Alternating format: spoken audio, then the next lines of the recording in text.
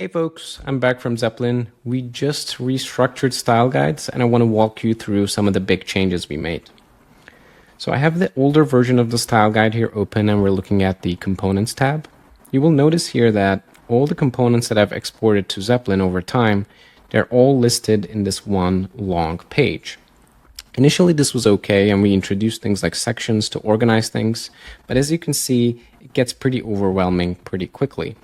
And this was also kind of limiting to us because we wanted to introduce more features around documentation, and this just was not scaling. So let's now look at the newer version of the style guide. If I switch over to the components tab, you will notice that now we have component pages instead of all the individual components. So all of your sections from before are converted into pages. Here I have the page for the button component. I can double click into it. And here I have all the variants like I had before. So you can access these pages either from the left panel here, or you have access to all of your pages in this tab. One thing we've noticed a lot of people do is, even though they are separate component sections, they wanted to sort of bring them together and present them together in one page. So now you can also do that because you can create your own pages too. So let's look for button-like components. I can search for button here, and I have button, and small icon button. It might make sense to just bring all of these components into one page. So I select them all, and down here I click Create Page. Let's give it a name, like Buttons. Now what I essentially did is I created a new page called Buttons, and I've moved these three components in here.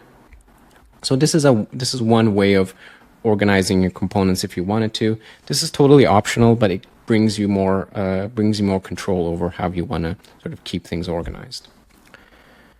All right, so the next up I wanted to talk about the new About page and the new Foundations page. We've redesigned the About page to sort of make use of these new changes that we introduced. Now we also have a new Notes section here where you can add markdown descriptions. If you wanted to share any guidelines around your library, you can do that here. And let's also take a look at the new Foundations section, which you can access through here or from the left panel.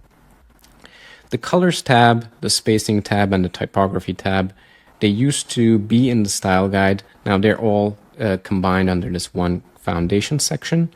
And what's brand new here is this new Icons tab.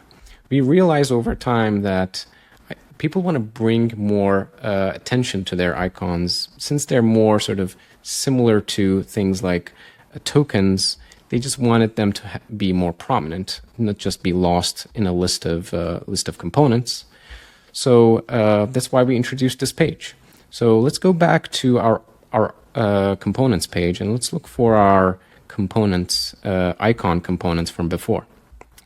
Here we have icon, logo icons, and small icons. So it might make sense to select these and right click and then just move them over to the icons page. What this does is that they get removed from the components page and they're now listed under icons.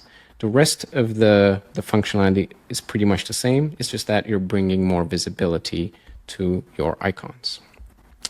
So these are all the changes we made in this release. We want to continue investing in style guides.